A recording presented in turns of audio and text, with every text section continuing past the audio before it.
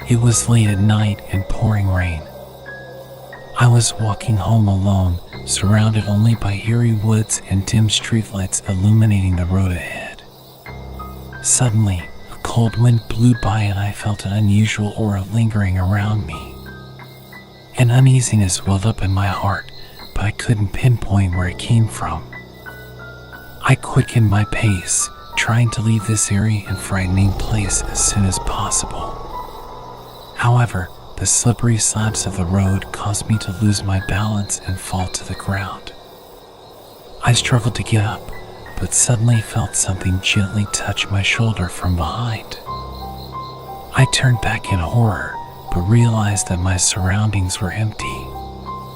A question welled up in my mind: what had just touched me then? Is it my illusion or?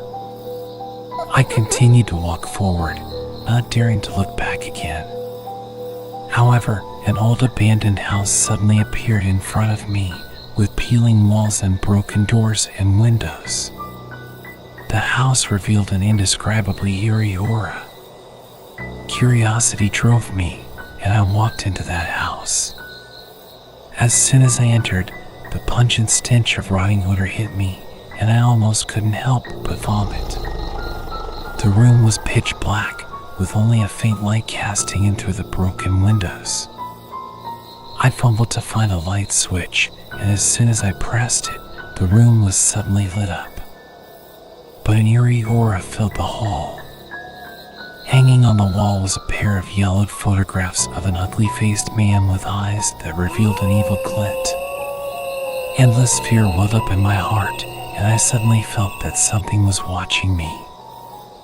I instinctively looked back, only to find that the man's face in the photo had moved, as if he was about to crawl out of the picture.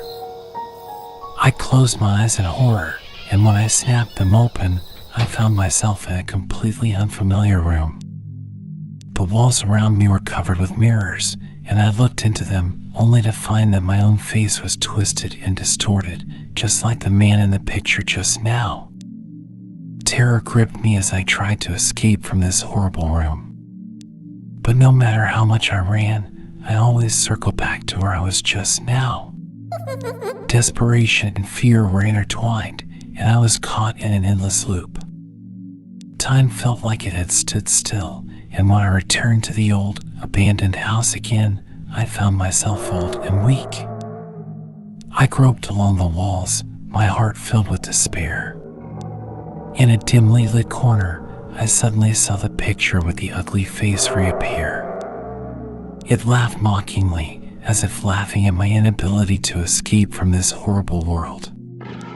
In a panic, I smashed the window with my last strength and jumped out of the house. Icy cold rain hit my body, while all around me were only desolate woods and empty streets.